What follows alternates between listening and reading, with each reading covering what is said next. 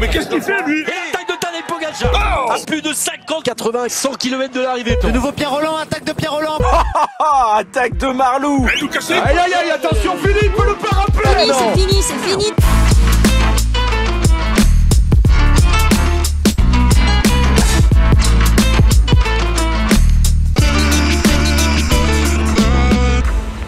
Bonjour à toutes et à tous et bienvenue pour le débrief. À l'abri de la 17e étape du Tour de France 2025, l'arrivée à Valence un petit peu chaotique et la victoire de Jonathan Milan, l'Italien qui s'est imposé dans la Drôme. On va débriefer ça avec Lohan Benati, journaliste à Sud-Ouest qui est avec moi. Salut Lohan. Salut Guillaume, salut à toutes et à tous. On attendait un sprint, on l'a eu, mais bon, ça a été très très chaotique et c'était quand même tout sauf une étape de transition aujourd'hui.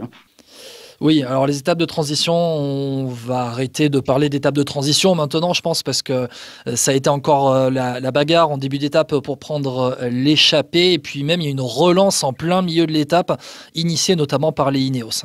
Mais écoute, on pensait quand même avoir une étape assez calme avec le scénario du début, avec 4 coureurs qui partent, Albanese de IF, Burgodo de Total Direct Energy, Quentin Paché de FDJ et Tobias Abrahamsen, l'inusable de Uno X. Et puis, au bout à 100 km de l'arrivée, dans la première difficulté, le col du Pertuis, Ineos qui avait raté le bon coup par Axel Laurens, qui décide de visser, qui fait péter beaucoup de monde, dont les sprinters, et ça a été un petit peu animé pendant 25 km, avant que finalement tout rentre dans l'ordre, parce qu'on avait aussi 4 mecs devant qui étaient assez costauds.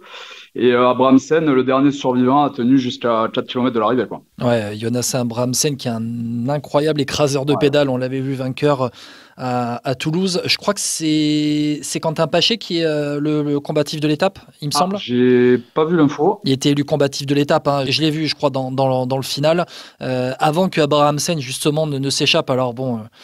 classement du combatif, on lui donne l'importance qu'on lui veut. Je lui donne pas trop d'importance sur ce Tour de France-là. C'est bizarre, c'est un peu une des premières années où j'y fais plus attention parce que ça m'intéresse plus trop. Mais bon, voilà, il est quand même décerné à quelqu'un qui n'est pas le dernier à être repris, mais le premier à avoir initié cette échappée. Et aussi un petit peu de politique, on y met les Français, vu qu'on ne peut pas trop briller, vu qu'on est la première étape seulement.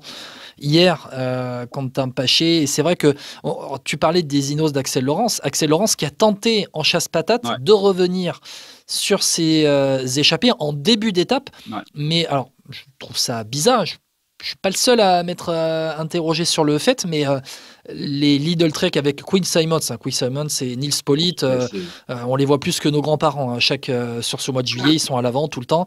Mais ils ont recommencé à rouler à 2 minutes 30 en fait, les Lidl Trek, ce qui fait qu'Axel Laurens n'a pas pu revenir parce que les échappés devant ne se sont pas relevés, n'ont pas ralenti, vu que derrière, le peloton avait commencé à rouler. Ouais, on avait 4 solides coureurs. Mine de rien, on sait que cette étape, elle pouvait intéresser du monde qui avait plus grand chose à jouer derrière dans les Alpes. Il y a 15 équipes qui n'ont pas gagné sur ce Tour de France, il en reste 5. Donc les Ineos, clairement, ils avaient envie de jouer le coup. On avait entendu le DS, le directeur sportif à la télé, là, dire allez-y les gars, justement dans le col du Pertuis où on est passé de 40 à 60 à l'heure en 50 mètres.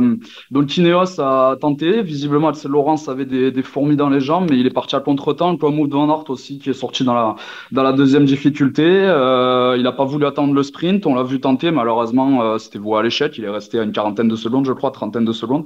Il n'a jamais réussi à rentrer. Donc les 4 devant, ça prouve quand même qu'ils étaient très très forts parce que ça a bataillé derrière. Ça a bataillé, ça a vraiment roulé. Et puis tu parles de Quinn Simmons qui, quand Joe Milan a été lâché, est redescendu, a ramené tout le monde. Enfin, c'est juste hallucinant. Il a roulé jusqu'à 10 bornes de l'arrivée. Il a été assez impressionnant et c'est aussi grâce à lui si Joe Milan a décroché sa deuxième victoire aujourd'hui. Et d'ailleurs, quand Quinn Simmons a passé la ligne d'arrivée, il était avec Tom Skujns, c'est un autre équipier de Lidl Trek. Il a été applaudi par tout le monde et même les deux équipiers qui étaient à côté de lui, on lui ont tendu les bras en disant c'est grâce à lui qu'on a gagné aujourd'hui. Bon voilà, après sur l'étape en elle-même, c'est la bataille du sprint final qui est importante aussi parce que en fait il y a la pluie qui s'est mêlée dans ce final d'étape à Valence et la chute tant redoutée est arrivée à la Flamme Rouge.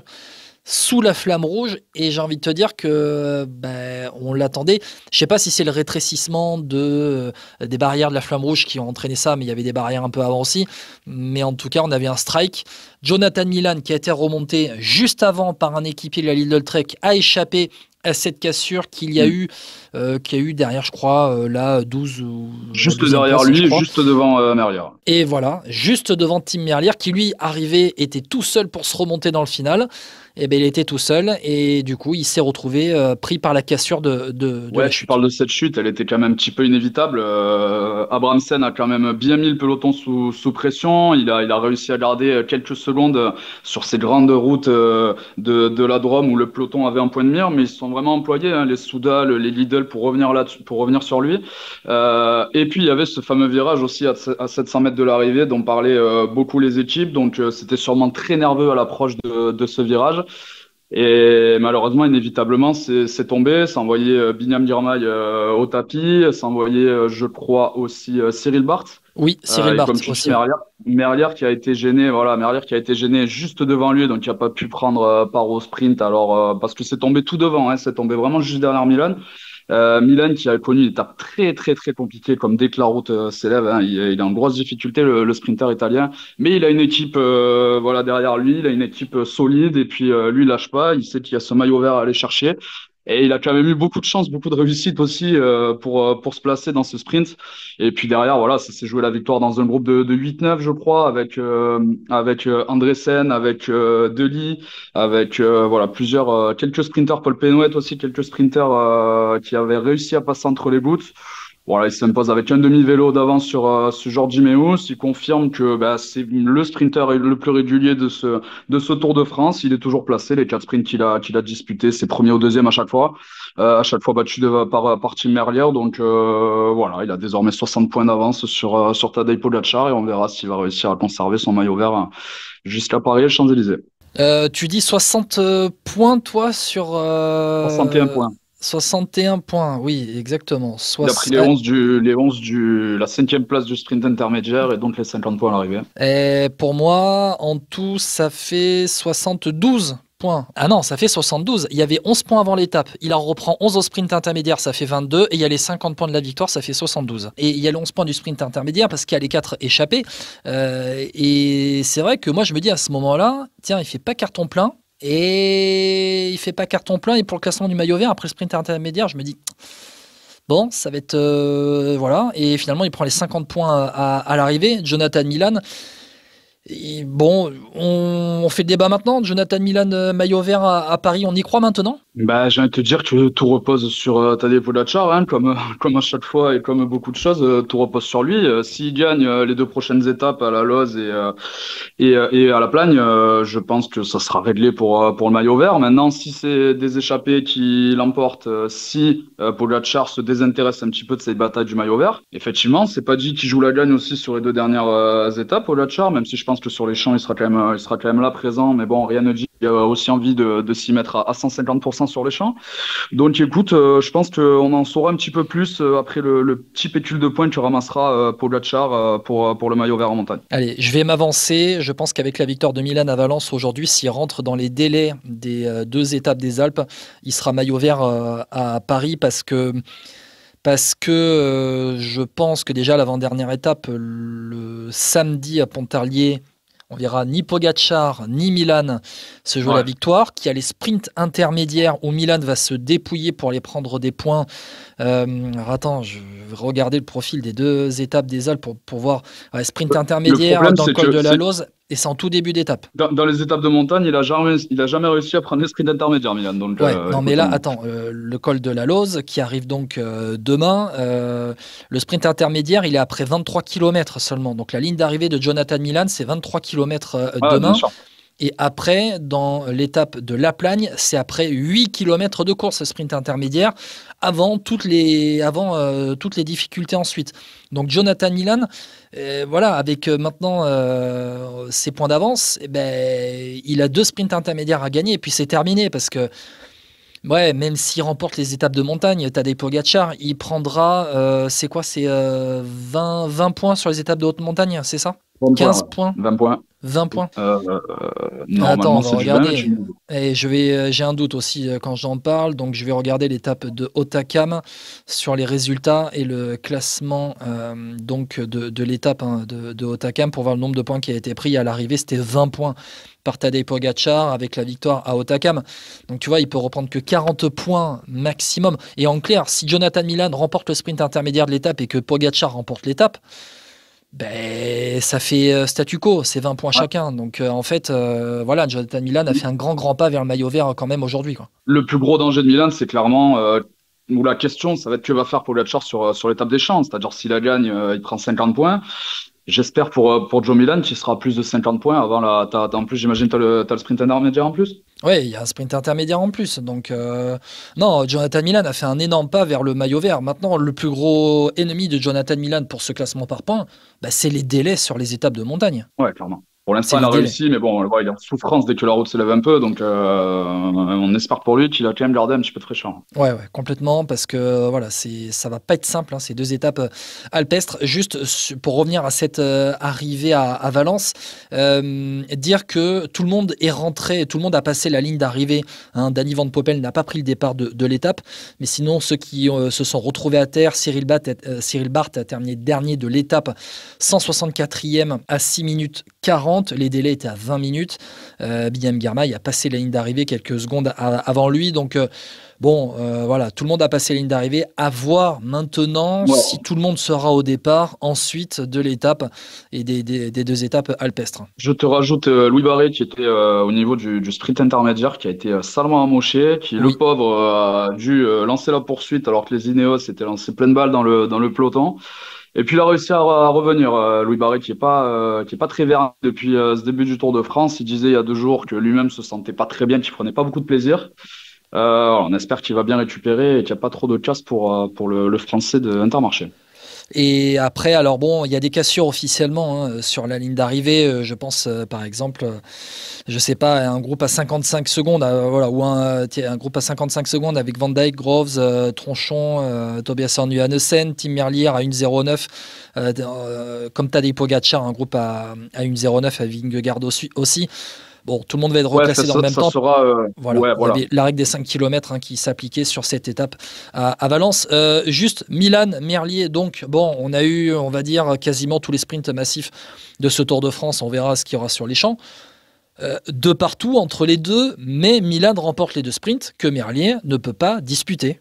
Ne dispute pas en tout cas. Je pense qu'en vitesse pure, peut-être qu'il était un tout petit peu en dessous de Tim Merlier, mais il a été beaucoup plus régulier. Alors les 2 hommes n'ont pas pu participer au tout premier sprint remporté par Jasper Philipsen, mais quand leur plus grand rival a dû être meilleure course après une chute, et ben voilà, ça s'est résumé à un duel entre les deux.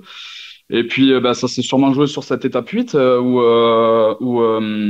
Tim Merlier n'a pas pu participer au sprint. Et là, comme à chaque fois dans ce cas de figure, c'est Joe Milan qui gagne. Mais sur les 2 duels, on l'avait vu, étape 3 et 9, c'est Tim Merlier qui, à chaque fois, s'était montré un petit peu plus rapide, même s'il s'est jamais trop montré concerné non plus par cette lutte pour le maillot vert. Ouais, et puis on rappellera qu'on a quand même 2 énormes sprinteurs, quasiment les 2 meilleurs sprinteurs au monde. 2 des 3 avec Jasper Philipsen. Donc on verra on peut regretter quand même que Merlier n'ait pas pu prendre part au sprint aujourd'hui. Ça aurait été quand même un beau duel dans ce sprint un petit peu décousu là. Donc c'est un petit peu dommage que ce probable dernier sprint du Tour ait été entaché comme ça de cette chute à 1 km de l'arrivée. Ouais, complètement. Mais après, Tim Merlier, il peut s'en prendre qu'à lui-même et en tout cas peut s'en prendre à son équipe de ne pas l'avoir protégé dans le final et l'avoir remonté, contrairement à la Lidl Trek où Jonathan Milan a été encadré du début à la fin de l'étape et notamment grâce à ses équipiers dans le final pour s'imposer. Bon, je pense qu'on a débriefé l'étape. Lohan, tu as quelque chose à rajouter? On va passer au classement. Dommage après. Pour Arnaud Delis qui touche une roue là au moment de lancer son sprint. Il était bien placé dans la roue de Joe Milan, il fait 4e. Ouais. C'est dommage pour le sprinter belge de la Lotto qui méritait sûrement un petit peu plus. Ouais, Arnaud Delis qui termine bien ce Tour de France. Ce sera intéressant pour sa 2e partie de saison après le Tour, la fin de l'été et puis début de l'automne. On sait qu'Arnaud Delis a aussi de belles courses à disputer pour la suite de la saison. Bon, on passe au classement de l'étape, donc avec Jonathan Milan, la victoire devant Jordi Meeus sur la ligne d'arrivée, le Belge de la Red Bull Bora, qui a bien remonté dans le final. Ça s'est joué à pas grand-chose quand même. Il y a eu une roue d'écart, mais on sentait que le Belge avait bien remonté. Tobias Lund Andresen, le Danois de la Picnic Postenel, la pépite danoise du sprint, 3e. Devant Arnaud Delis, Davide Ballerini, 5e. Ça fait 70 points UCI de plus pour les XDS Astana. Alberto Dainese de la Tudor, 6e. Paul Penouet, 7e. Lancé par Clément Russo qui termine 9e. Entre les deux, il y a Evgeny Fedorov. Paul Penouet, il a fait avec ses forces dans le final et 10e, Jesper Philipsen. Il est bien placé, mais c'est quand même un petit peu dommage parce qu'ils sont 8 à se jouer la victoire et finissent 7e. Donc, après, écoute, ça fait un top 10 de plus. Il était bien placé, ils ont réussi à passer entre les gouttes. Mention spéciale aussi à Clément Russo, qu'on voit beaucoup côté FDJ, à l'image de Quentin Paché. Ils sont malheureusement un petit peu seuls. Donc, c'est quand même c'est un top 10 encourageant pour Paul Penouet, mais c'est quand même un petit peu décevant après sa 5e place qu'il était cherché quelques jours plus tôt. Alors que je me trouve aussi sous la pluie du sud-ouest, mais à l'abri. Il y a la pluie qui tombe à côté pour vous donner le classement général. Il n'y a pas de changement puisque tout le monde était reclassé dans le temps du vainqueur. Avec donc toujours Pogačar qui, avant les 2 étapes des Alpes, compte 4,15 d'avance sur Jonas Vingegaard, 9 minutes 03 sur Florian Lipovic. Et ensuite, à plus de 10 minutes, on a Oscar Handley, Primoz Roglic, Kevin Vauquelin à 13 minutes 20, Félix Gall 7e, Tobias Allan Johannessen 8e, Ben Hilly 9, Carlos Rodriguez 10, juste devant Jordan Jegat 11e, Ben O'Connor 12, Guillaume Martin 13. Voilà pour le classement général. Guillaume Martin qui compte 9 minutes d'avance sur le 14e, Thymen Arensman, top 15 complété par Sepp Kuss.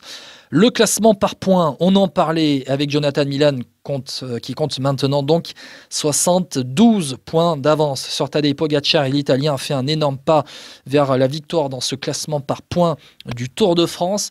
Jonathan Milan qui, le rappel, avait remporté les 2 derniers classements par points du Tour d'Italie les 2 dernières années en 2023 et 2024, qui pourrait faire non pas un grand chelem mais enchaîner sur un classement par points en 2025 au Tour de France. Et donc l'Italien compte 72 points sur Pogačar. Je ne vais pas sortir la calculatrice, mais Milan 312, Pogačar 240, Girmay qui est 3e maintenant à 179 points sur ce classement par points. Tim Merlier 4, Jonas Vingegaard 5. Le classement de la montagne qui aura son importance demain avec une énorme étape, on va en parler juste après. 60 points chacun pour Pogačar et Martinez. Lenny Martinez, le Slovène, est leader. Lenny Martinez porte le maillot à points par procuration. Thymen Arensman 48 points, Vingegaard à 45, Michael Woods 5e 38 points, Valentin Paré-Peintre 36 points, Ben Hilly 7e 35 points. Pas donné les autres, mais voilà un peu pour les peut-être principaux protagonistes au classement de la montagne pour cette fin de Tour de France. Le classement du maillot blanc, Lipovic 2,01 sur Oscar Handley, 4,17 sur Vauquelin. Ben Hilly, Carlos Rodriguez complète le top 5. Ensuite, on est à plus d'une heure avec Van Wilder et Romain Grégoire, classement par équipe avec Visma, un quart d'heure d'avance sur UAE.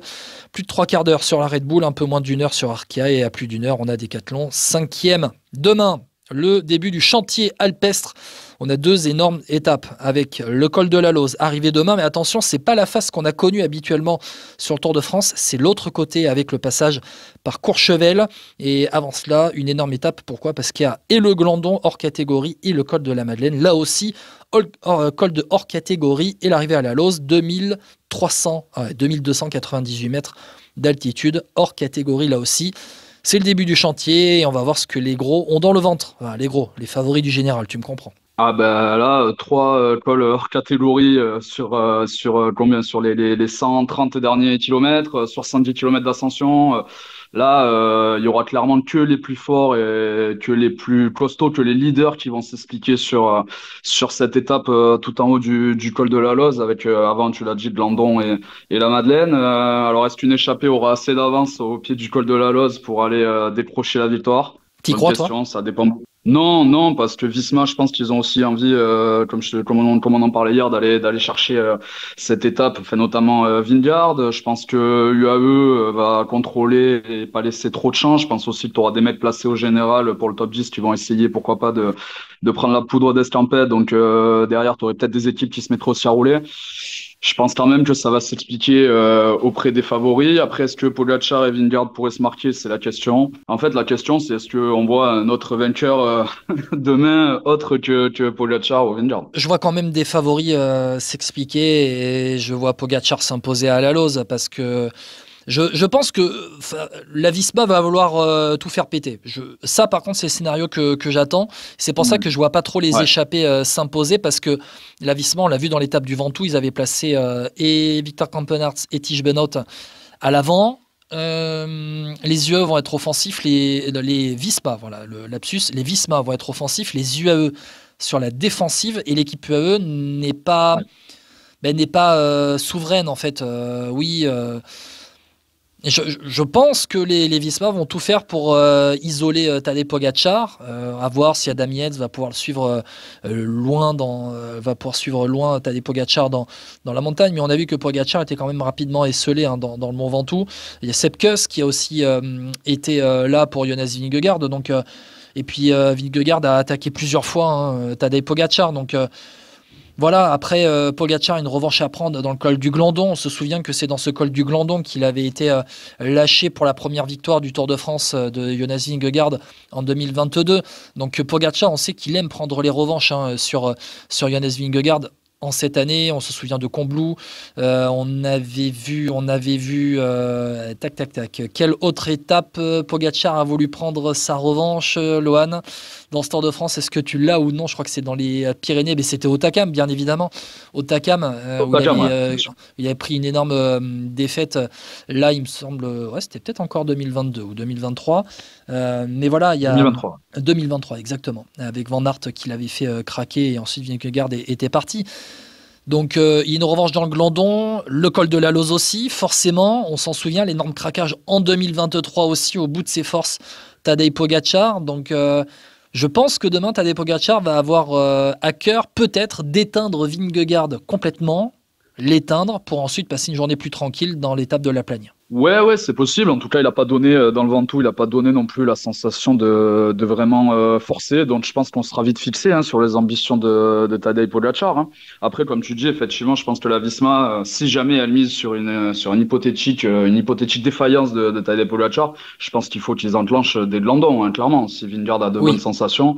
Voilà, avec, comme tu dis, des relais dans l'échappée, mais je pense quand même que la bataille pour prendre l'échappée va être rude. On en a parlé, il reste peu d'occasions, beaucoup d'équipes n'ont pas encore gagné, et à mon avis, tu verras quand même des mecs en forme sur ce tour, des mecs placés dans le top 15-20 aussi du général. On peut citer du Huntsman, du Mas, du Buitrago, du Ben Illy encore. Est-ce que Ben Illy et Carlos Rodriguez, qui commencent à se rapprocher aussi du top 5, alors surtout Ben Illy, auront des latitudes, peut-être, ça serait, je pense, quand même un petit peu dangereux pour les prétendants au top 5, mais pourquoi pas. Après, il y a les Bahreïn avec Lenny Martinez pour le placer dans l'échappée pour le classement de la montagne. Il y a des gros points à prendre, parce que si Pogačar s'impose à la Lose, ils prendront pas 20 mais 40 points, parce que les points sont doublés pour le classement de la montagne au sommet de la Lose. Donc Lenny Martinez a tout intérêt à passer en tête au Glandon et à la Madeleine, et même, j'ai envie de te dire, à prendre des points, pourquoi pas, en allant très loin dans l'échappée, à prendre des points dans la Lose aussi, au sommet. Bon, on l'a pas vu sur l'étape du Ventoux, et c'était peut-être une bonne chose. Donc clairement, là, il faut que Lenny,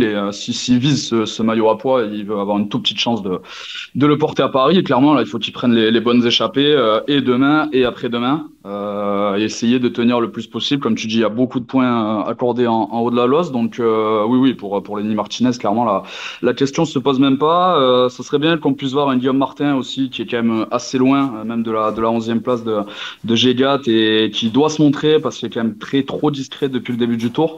Et puis pourquoi pas un Jordan Gégat qui pourrait se rapprocher encore un petit peu plus de Stop 10. Ah non, mais Jordan Gégat, on va le suivre, bien évidemment. Tu crois quoi? Moi, je vais faire une palette Canal sur Jordan Gégat pendant cette étape. Mais non, mais il est impressionnant. Après, on va voir la capacité de récupérer.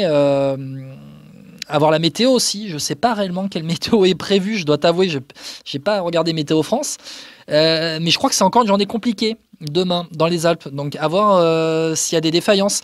Je vais regarder aussi Tobias Saland du Hanessen, qui n'a pas été en forme après l'arrivée au Ventoux, à voir si ces problèmes ont été réglés ou non, parce que ça peut être... là, franchement, si tu as une défaillance sur les 2 étapes des Alpes, tu prends plus de 10 minutes. Donc, Tobias Saland-Hanessen, voilà, c'est un gars qui peut libérer tout le monde derrière pour grimper une place au général. Oui, tout à fait. C'est celui qui semble le plus dans le dur dans ce top 10. On sait qu'il était malade, souffrant de problèmes gastriques. Il a passé des examens. Visiblement, il n'y avait rien d'anormal qui en est ressorti. Donc... À voir comment il va digérer les Alpes, mais effectivement, Johansen était très très très en difficulté dans le Ventoux, donc à voir comment il va récupérer. Écoute, après, s'il faut donner un favori, moi je te donne Stora. Allez, parce que la Tudor, ils sont quand même très actifs depuis quelques jours. Je trouve qu'ils courent quand même assez bien. Et donc, je pense qu'ils vont tout faire pour essayer de ne pas partir Fanny de ce Tour de France, et ça serait mérité. Je te donne Tadej Pogacar pour l'envie d'éteindre Vingegaard. Parce que je pense que les Visma vont vouloir en mettre partout et qu'il y a tellement de difficultés sur cette étape-là. Enfin, c'est vraiment 3 cols hors catégorie. C'est assez dingue quand même. Je pense que ça va être du Pogacar. Après, oui, je regarderai de près Valentin Paré-Peintre aussi parce que c'est un poids plume qui peut réellement briller sur ces étapes de montagne, qui a l'air très en forme. Il s'est montré très frais et avec une énorme patte sur l'étape du Ventoux. Et attention à ceux qui terminent très bien le Tour de France, et sur une étape de haute montagne comme celle-là, ça peut très clairement lui correspondre. Je dirais... ça serait exceptionnel de gagner à quelques jours d'intervalle en haut du Ventoux et en haut de la Loise, ça serait assez incroyable. Ah ouais, mais je pense qu'il y a quand même une énorme chance pour que Tadej Pogacar s'impose. Parce que je pense qu'il va vouloir l'éteindre, le Danois, complètement. Bon, Lohan, je te remercie beaucoup d'avoir été avec moi. On espère quand même un peu de suspense. On essaie de vendre un peu de suspense pour demain. Ça serait quand même beau d'avoir une belle bataille en haut de la Loze. Ouais, complètement. Et puis, je rappelle que c'est le col de la Loze, mais de l'autre face, celle qu'on n'a pas connue. Pour ceux qui ont regardé, notamment la dernière fois, quand Pogacar a craqué, c'est le début de la descente où il y avait les matelas dans les virages parce que c'était très serré. Donc, c'est cette partie-là qu'on va grimper. On espère qu'il y aura du suspense. En tout cas, il y aura une belle bataille, ça c'est sûr, parce que Vingegaard, elle l'a montré sur les pentes du Ventoux et que Vingegaard, il tombe juste sur plus fort pendant ce Tour de France, mais qui est quand même en forme. Il est quand même en forme, le Danois. Voilà, bon, Lohan, on se retrouvera un peu plus tard pendant ce Tour de France, parce que demain on retrouvera Guillaume Descaves qui était avec moi aussi récemment. Donc on continue de faire tourner l'effectif. On se retrouve très bientôt, Lohan, et je sais que tu seras spectateur proche de cette étape. Bien sûr, et auditeur de Vélo Podcast, bien entendu. Bien évidemment, Vélo Podcast disponible sur toutes les bonnes plateformes. Deezer, Spotify, Apple Podcast, Podcast Addict, notamment la chaîne YouTube de Vélo Podcast. Retrouvez notamment l'interview de Stéphane Delcourt, le manager de la FDJ Suez. Le Tour de France Femmes commence samedi de Vannes en Bretagne jusqu'au dimanche 3 août jusqu'à Châtel, Porte du Soleil. On fera aussi des podcasts tous les soirs pendant le Tour de France Femmes, pendant cette semaine de course où on va se régaler. Lohan, on se dit à très bientôt. À très bientôt, Guillaume, merci beaucoup. Et à demain dans Vélo Podcast. Ciao. Ciao.